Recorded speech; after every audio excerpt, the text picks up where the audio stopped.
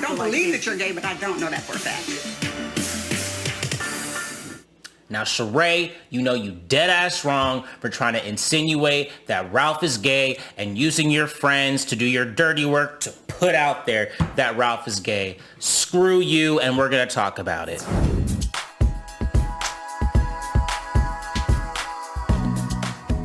Hey, what's up, Hamptonites? It's your boy, Hampton Spears. I'm back with another video. In this video, I'm gonna be reviewing The Real Housewives of Atlanta, Season 14, Episode 20, Reunion Part 3.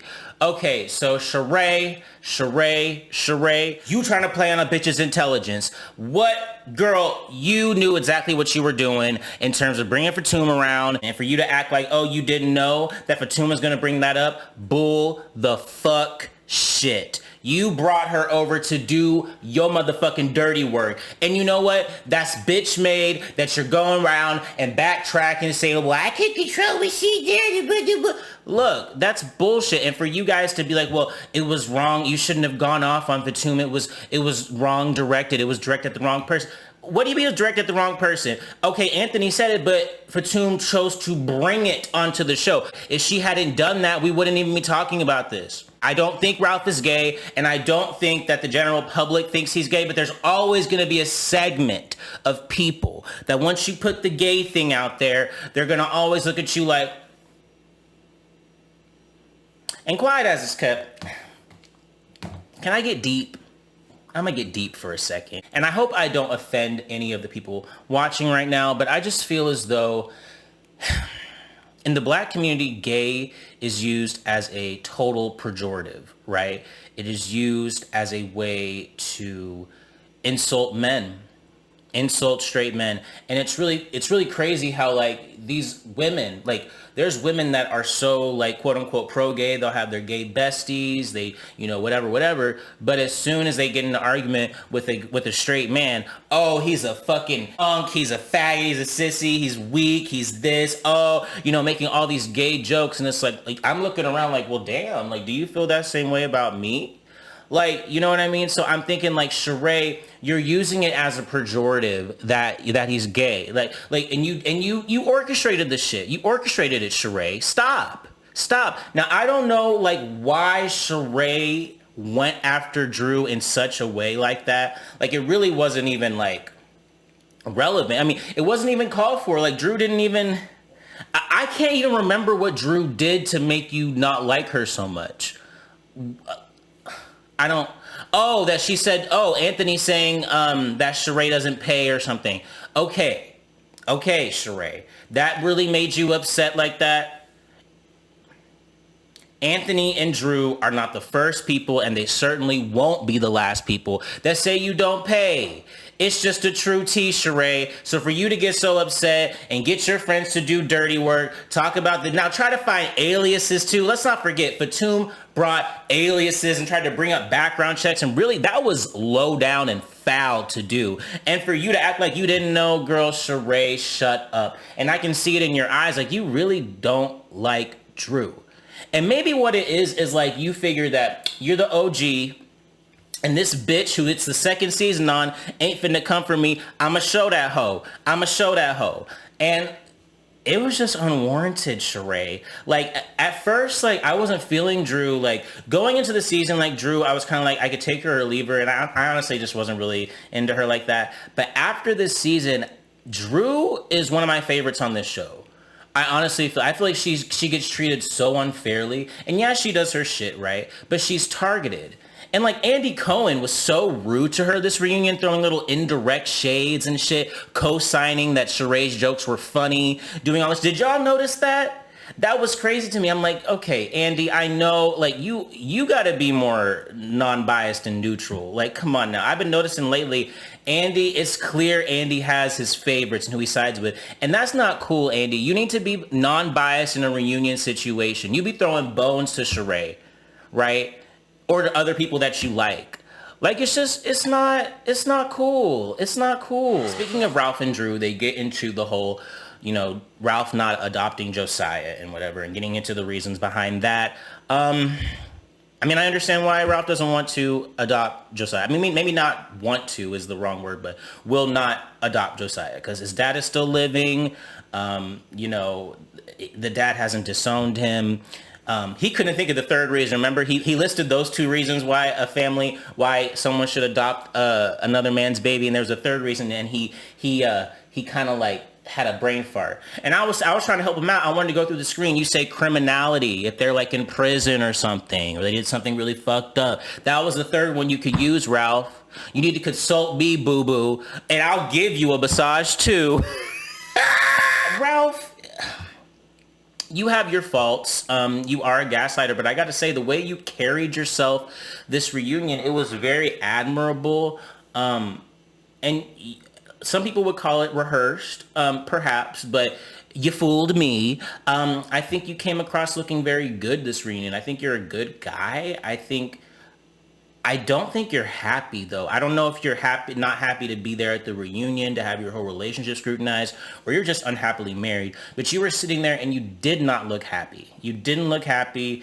Yeah, no. But yeah, no, I wish Drew and Ralph the best. I want them to stay together. I hope they stay together. I really don't hope that this relationship, goes bad. I really don't. I don't want that to happen because this show has a way of just wrecking relationships, like really, really, really bad. And he just looks so unhappy, And the whole book thing,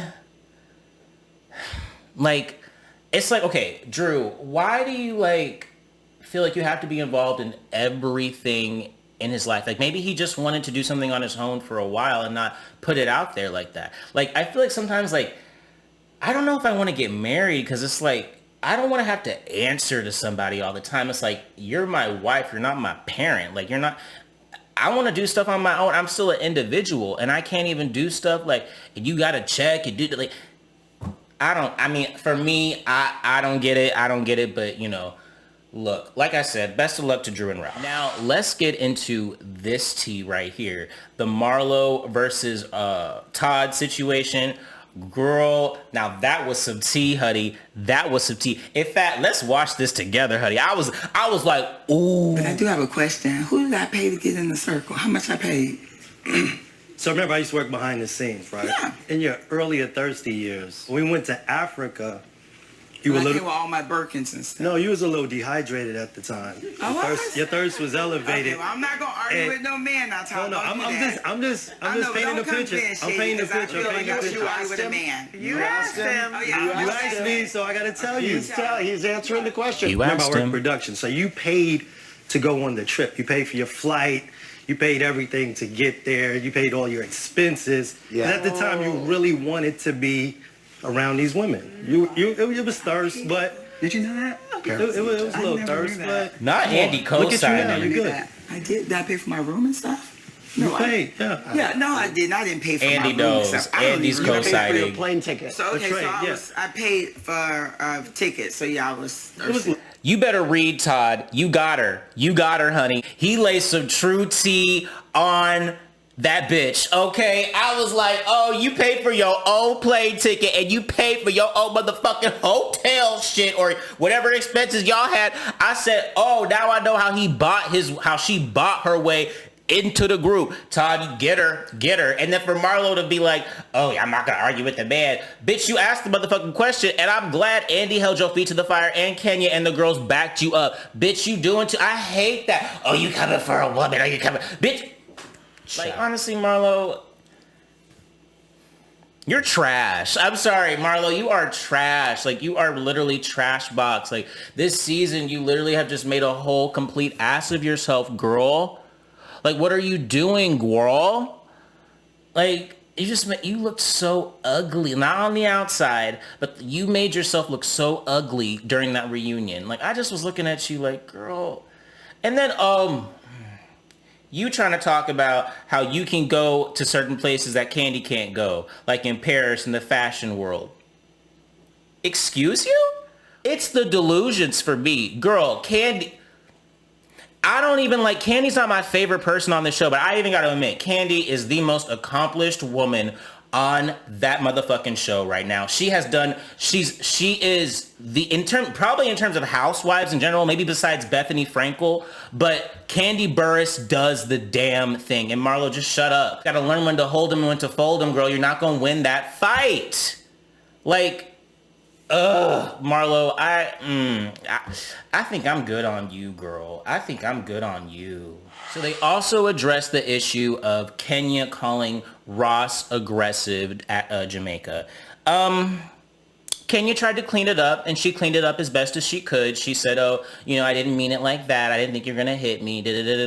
But Kenya, I think that you thought what you were going to do would work, the whole man aggressive to the woman thing.